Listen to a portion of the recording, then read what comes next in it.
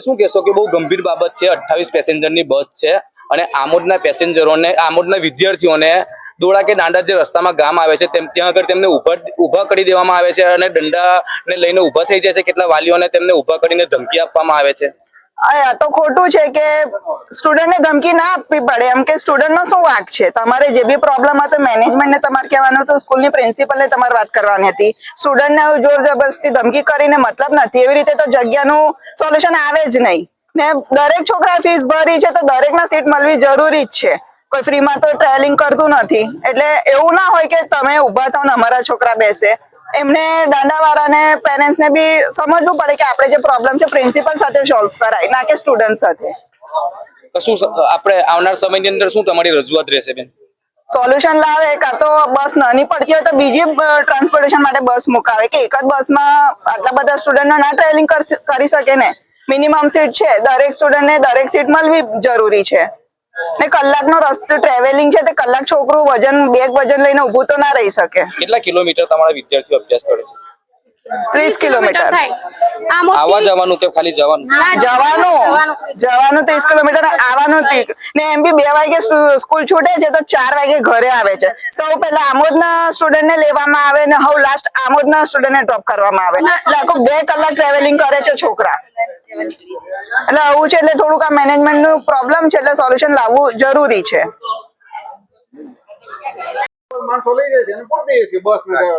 શું નામ તમારું? મારું નામ હિનેશ પટેલ છે।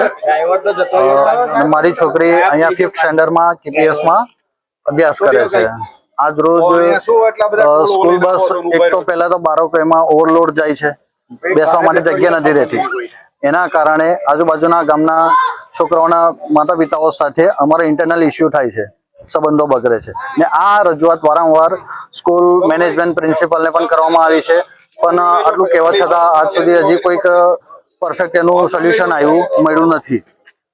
તો અમે એ જ આશા રાખીએ છીએ કે એનું વહેલી તકે કોઈક નિરાકરણ લાવે, કારણ કે હવે આ વસ્તુ આગળ વધારે વધે છે ને જેના કારણે અમારા ઇન્ટરનલ સંબંધો બગડે છે। આજુબાજુ ગામના જે બી છોકરાઓ આવે છે એમના બાળકો પણ ફીસ ભરીને એમને પણ બેસવાનો એટલો જ અધિકાર છે, પરંતુ બસમાં એટલી જગ્યા છે નહીં કે બધા સીટમાં બેસી શકે। તો સ્કૂલ મેનેજમેન્ટ એ રજૂઆત છે કે યા તો એની સ્કૂલ બસ મોટી કરો વધારે સીટરની, જેના કારણે દરેક સ્ટુડન્ટ આરામથી બેસીને જઈ શકે।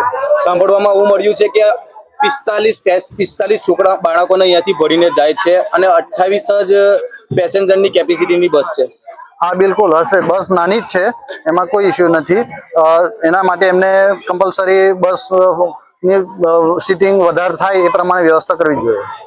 એ સિવાય બીજા વિદ્યાર્થીઓનો બી ઘણા બધા પ્રોબ્લેમો છે કે બેગ ઉંચકીને અહીંથી વજન વધારે જાય છે અને ઊભા જવું પડે છે।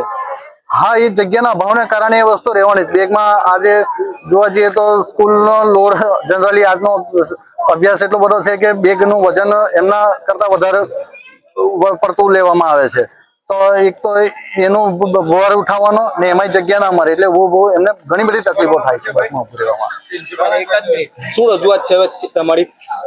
બસ મેનેજમેન્ટ સાથે જ છે, સ્કૂલ પ્રિન્સિપલને એક રિક્વેસ્ટ છે કે બસ આનું વહેલી તકે કંઈક સોલ્યુશન લાવો, બસ મોટી કરો જેથી આ પ્રોબ્લેમ સોલ્વ થઈ જાય ને દરેક સ્ટુડન્ટ આરામથી અપડાઉન કરી શકે સારી રીતના।